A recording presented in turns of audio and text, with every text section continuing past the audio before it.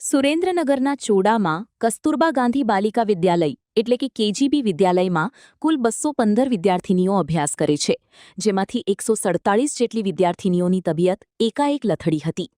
પ્રાથમિક અનુમાન મુજબ હોસ્ટેલમાં ભોજનમાં આપવામાં આવેલી ખીર ખાધા બાદ દીકરીઓને ઉલટી દસ્ત અને પેટમાં દુખાવાની ફરિયાદ શરૂ થઈ હતી.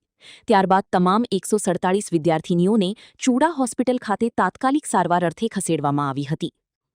ઘટનાની ગંભીરતાને જોઈને સ્થાનિક ધારાસભ્ય કિરીટસિંહ રાણા, નાયબ કલેક્ટર અને ઉચ્ચ આરોગ્ય અધિકારીઓ તાત્કાલિક હોસ્પિટલ ખાતે દોડી આવી તબિયતની પૃચ્છા કરી હતી.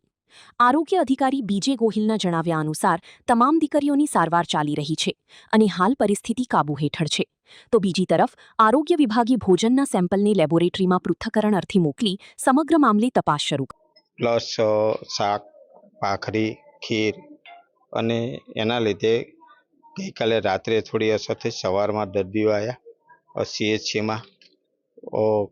અહીંથી 45 દર્દીઓને સ્થળ ઉપર અમારી મેડિકલ ટીમે ત્યાં સારવાર આપે છે. વધારે સારવાર માટે CHCમાં આવેલા અને CHCમાંથી વધારે સારવાર માટે લીંબડી અને સુરેન્દ્રનગર રિફર કરવામાં આવેલા છે. ખાસ કરીને સાહેબ હાલ જે બાલિકાઓ છે તેની કેવી અસર સ્થિતિ છે? દરેક બાળકની સ્થિતિ સારી છે, એમાં કંઈ તકલીફ નથી. દરેક જગ્યાએ અમારી મેડિકલની ટીમ લીંબડી હોસ્પિટલ, ગાંધી હોસ્પિટલમાં ડૉક્ટરો હાજર જ છે અને સારવાર ઉપર કરી રહ્યા છે. સાહેબ કોની ભૂલ ગણી શકાય? ફૂડ પોઈઝનિંગ એ તો આગળ સેમ્પલ લઈ અને જે આવશે રિપોર્ટ તેના આધારે નક્કી કરી શકાશે. હાલ કેટલા ડોક્ટરો ને કેટલા નર્સો તૈનાત રાખવામાં આવેલા છે? કેટલી એમ્બ્યુલન્સો છે?